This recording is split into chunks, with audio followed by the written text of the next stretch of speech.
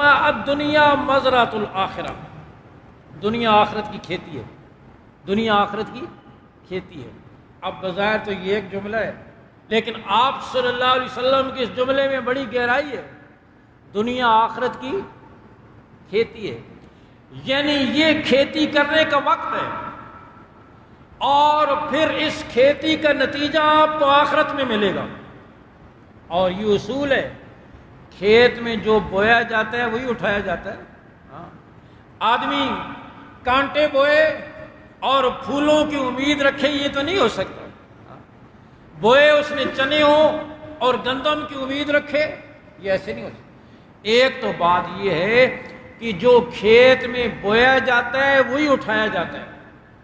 دنیا آخرت کی کھیتی ہے، اس میں عمل کا بیج بو رہا ہے ہر شخص۔ اب جیسا بیج بو رہا ہے، پھول بو رہا ہے تو کل قیامت کے دن پھول ملیں گے، کانٹے بو رہا ہے تو کانٹے ملیں گے، نیکیاں بو رہا ہے تو نیکیوں کا بدلہ ملے گا، برائیاں بو رہا ہے تو برائیاں۔ اور پھر یہ بھی ہے کہ جو کھیتی کرنے کا وقت ہوتا ہے اسی میں کھیتی کی جاتی ہے۔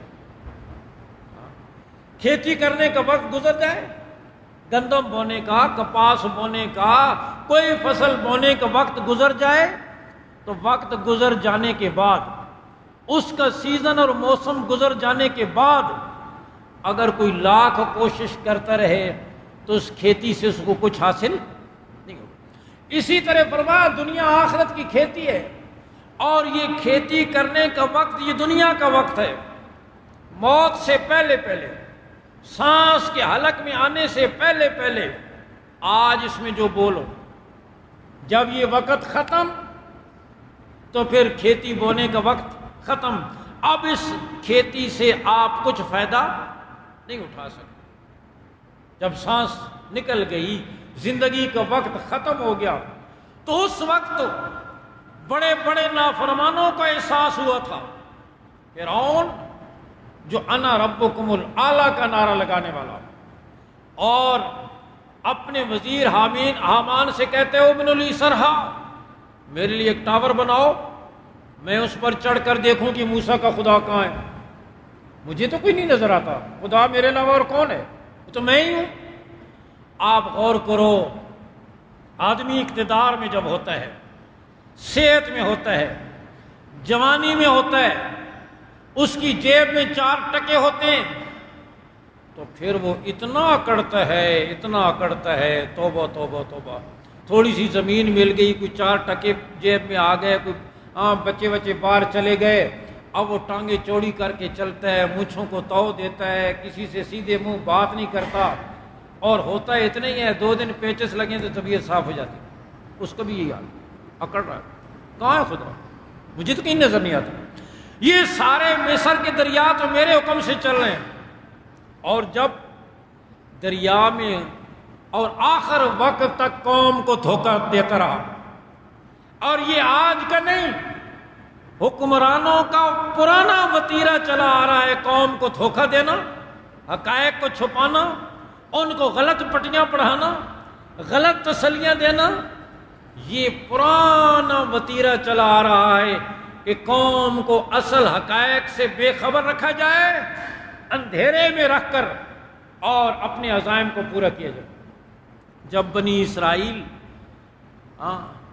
کو لے کر موسیٰ علیہ السلام چلے فرعونیوں سے بچ کر، اور پیچھے فرعون کو پتہ چلا، اور وہ اپنا لشکر لے کر پہنچا، اور ادھر موسیٰ علیہ السلام نے اللہ کے حکم سے دریا پہ عصا مارا، اور 12 راستے بن گئے۔ بنی اسرائیل کے 12 قبیلے، پانی رک گیا، 12 راستے بنے، تو وہ اپنی قوم سے کہنے دیکھو میں نے کہا نہیں تھا کہ یہ دریا میرے حکم سے چلتے ہیں، میرے پہنچنے کے ساتھ ہی دریا نے مجھے راستے دے دیے۔ قوم کو دھوکے میں ڈال رہا ہے آخر تک۔ اور پھر کیا ہوا؟ جب بنی اسرائیل کا آخری آدمی موسیٰ علیہ السلام کے ساتھ دریا کو پار کر کے نکل گیا ان خشک راستوں سے، اور یہ داخل ہو گیا، ان کا آخری آدمی نکل گیا اور اس کا آخری آدمی داخل ہو گیا، اللہ نے دریا کو حکم دیا مل جاؤ، چلنا شروع کر دو۔ دریا نے چلنا شروع کیا، اب بہہ رہے ہیں، فرعونی ڈوب رہے ہیں، غوطے کھا رہے ہیں۔ یہ خود بھی غوطے کھا کر ایک دو دفعہ اوپر نیچے ہوا نا پانی میں، تو فوراً کہنے لگا آمنت برب موسیٰ و ہارون، میں موسیٰ اور ہارون کے رب پر ایمان لے آیا۔ ایک تو کہہ رہا تھا ذرا ٹاور بناؤ میں دیکھوں موسیٰ کا خدا کہاں ہے، مجھے تو کہیں نظر نہیں آتا۔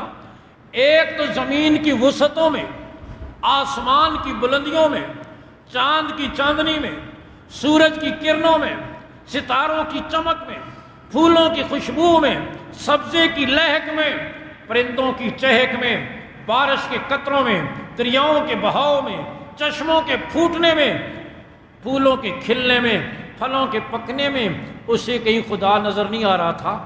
اور ایک پھر تھوڑا سا پانی منہ میں گیا تو ناک میں گیا، آمنت برب موسیٰ و ہارون۔ لیکن پھر اس وقت کا ایمان، میں نے عرض کیا وقت ہے، اس کھیتی کے بونے کا وقت ہے، اب اس کا وقت وہ ختم ہو چکا تھا، اور وہ کہہ رہا ہے آمنت برب موسیٰ، یعنی کھیتی میں ایمان کا بیج ڈالنا چاہتا ہے، اقرار کر رہا ہے بندگی کا، بیج ڈالنا چاہتا ہے۔ اللہ نے فرمایا عالم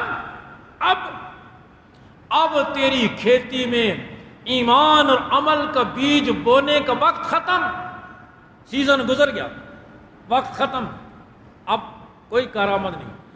فرمایا فَالْيَوْمَ نُنَجِّيكَ بِبَدَنِكَ لِتَكُونَ لِمَنْ خَلْفَكَ آیَةً، آج ہم تیرے بدن کو محفوظ کر دیں گے تاکہ قیامت تک آنے والی انسانیت تیرے لاشے کو دیکھ کر عبرت حاصل کریں کہ اگر اللہ کا کوئی باغی، اللہ کا کوئی نافرمان صرف حکومت کی بنیاد پہ کامیاب ہو سکتا ہوتا تو یہ شخص کبھی نہ ناکام ہوتا۔ چنانچہ آج تک اس کی لاش مصر کے اندر محفوظ ہے، اور لوگ اسے دیکھ کر عبرت حاصل کرتے ہیں کہ دیکھو کیسا خدائی کا دعویٰ کرنے والا۔ تو میں عرض کر رہا ہوں زندگی آخرت کی کھیتی ہے، اس کھیتی میں آج بیج بونے کا وقت ہے، اور موت تک یہ وقت ہے۔ بوڑھے کے لیے موت تک کا وقت ہے، جوان کے لیے، مرد کے لیے، عورت کے لیے، امیر کے لیے، غریب کے لیے، اور یہ پورا جسم عمل کی مشین ہے، عمل کی مشین ہے۔ اس سے اس دنیا کی زندگی کی کھیتی میں یہ بیج بو سکتا ہے۔ زبان سے اللہ کا ذکر کر کے نیکی